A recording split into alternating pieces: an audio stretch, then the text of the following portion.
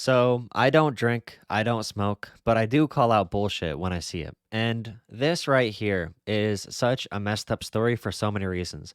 So, Sha'Carri Richardson is an amazing sprinter. Now, she is lined up to run the 100-meter dash at the Tokyo Olympics, and apparently she tested positive for a very, very dangerous, scary drug. She tested positive for marijuana. Oh my goodness.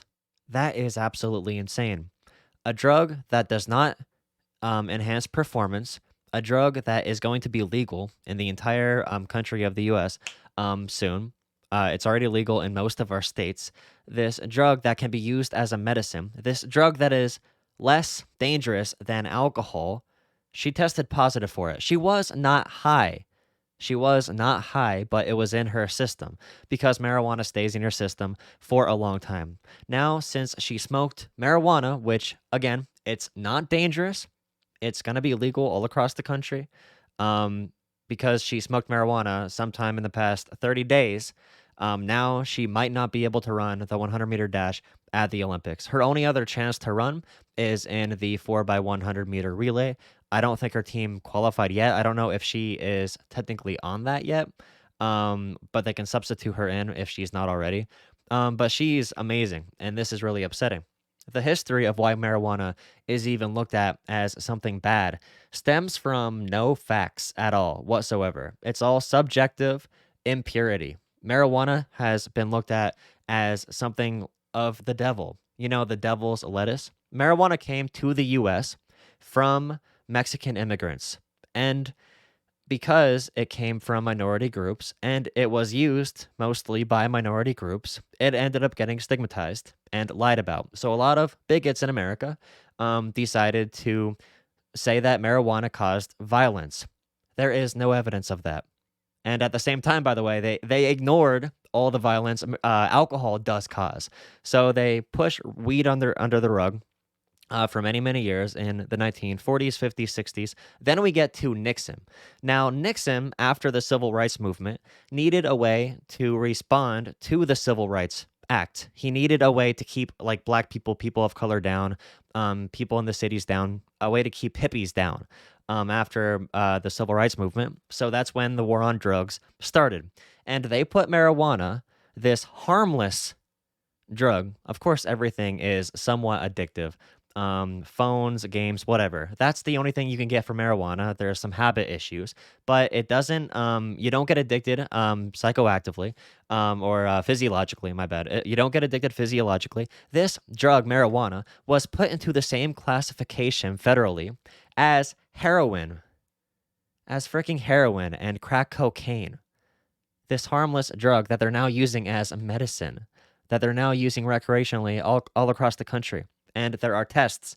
People drive better when they're high versus when they're drunk. Drunk people are dangerous. Drunk people get violent. Drunk people drink poison and their bodies shut down. Getting high is a totally different thing.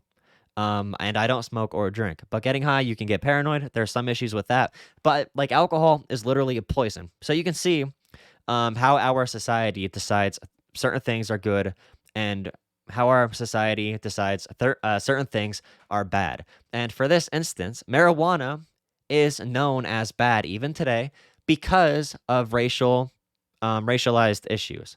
It makes you violent because Mexican used it, blacks used it, and hippies used it. So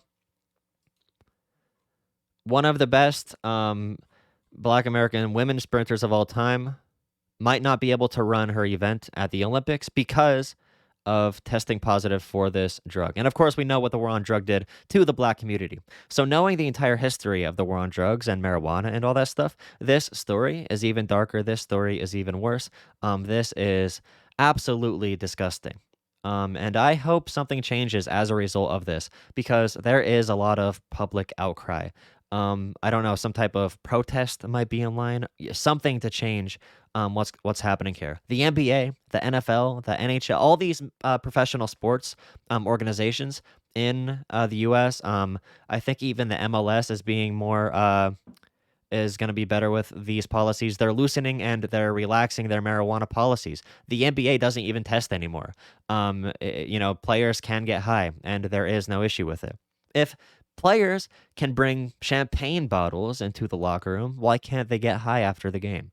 So yeah, terrible thing here. Make sure you hop on, the Twitter hashtags. Give your take. Make sure you follow. This is not the account I want you to follow. The account I want you to follow, which I don't know how to get there, but I'll link it down below. Break the Cycle is gonna be my new little project here. I'm gonna do only like news, because I do a lot of like debate commentary on my other channel called Jolah. So this channel is going to be strictly for news. So hit subscribe here, please. I'm getting the Facebook developed. I'm getting the Instagram developed. I'm getting the website developed. I'm putting a lot of work in. This background obviously looks terrible. It looks like a piece of paper. It is basically a piece of paper hanging here. So if you want to support the show that I'm trying to make, if you want me to get a better camera, for instance, and a better like actual studio, please consider becoming a Patreon or patron, whatever, for like $1. I'm gonna make $1 category down below, and if you do that, you can message me on there and bug me, and tell me what kind of perks you would want out of that. So thank you for watching.